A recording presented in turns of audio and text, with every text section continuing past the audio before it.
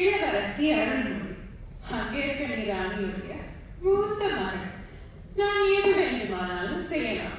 நான் அமைதியாக இருக்கிறதை விட சத்தமாக இருப்பதுதான் உங்களுக்கும் இந்த தேசத்துக்கும் நல்லதாக இருக்கும். அது சரி, ஆனா எனக்கு நீ சத்தம் இல்லாமல் உயிரோடு இருக்கணும் என்பதுதான் எனக்கு முக்கியம். நீ பெரியவராக கோபமாக போகிறாய் என்றால் கொஞ்சம் பாரமான நகையை போட்டுக்கொண்டு இரு. ஏன் அம்மா? அப்படி போட்டால் தான் அவைகளிடம் மேல் மாடியில் இருந்து தூக்கி எறிய கடினமாக இருக்கும். மன்னித்து கொள்ளுக்கோ, எனக்கு தூசி சுத்தமாக கொடுத்தாரு. யாரு? இதுதான் புது வேலைக்காரர். புது வேலைக்காரனா? சேவனையே அவர் நீ கொடுத்த பேச்சை கேட்டு பயந்து மயங்கி போனார். அம்மா, என்னை என்ன செய்யணும் என்றுதான் கேட்கிறீர்கள்?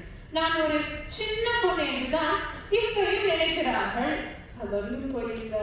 ஆனால் ஏன் அவர்கள் பயப்படுறாங்க என்றால் உனக்கு வாயை பொத்தி கொள்வதற்கு தெரியாது.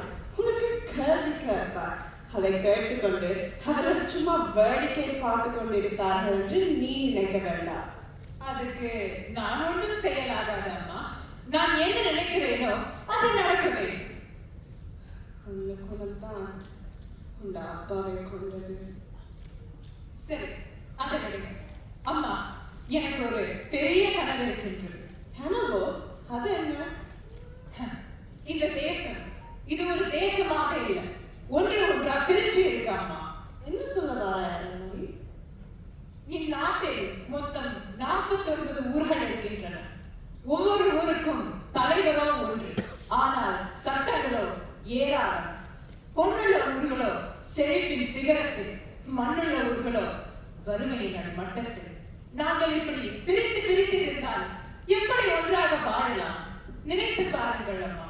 நாங்கள் எங்களுடைய வீரத்தையும் பலத்தையும் காண்பிக்க மண்ணையும் மக்களையும் ஒன்று சேர்க்க வேண்டும்.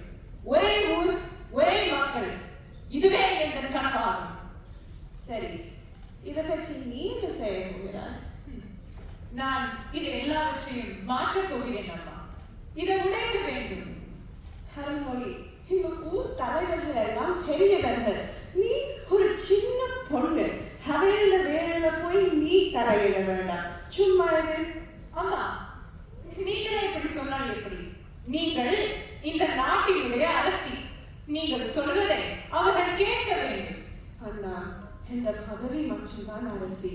உனக்கு தெரியும் தானே, உன் அப்பா இறந்ததுக்கு பிறகு எங்கள் நாட்டின் நிலைமை அப்படி என்று. ஓ அம்மா, எனக்கு நன்றாக தெரியும். அதனால்தான் நான் இந்த மாற்றங்கள் எல்லாம் உருவாக்க முயற்சி செய்கிறேன். அப்பா உயிரோடு இருந்திருந்தாலும் இதைத்தானே ஆசைப்பட்டிருப்பார். சரி, நீங்கள் இப்படி எப்படி இந்த பிரச்சனையை தீர்க்க போகிறார்? அதை பற்றி நான் இன்னும் யோசிக்கவில்லை.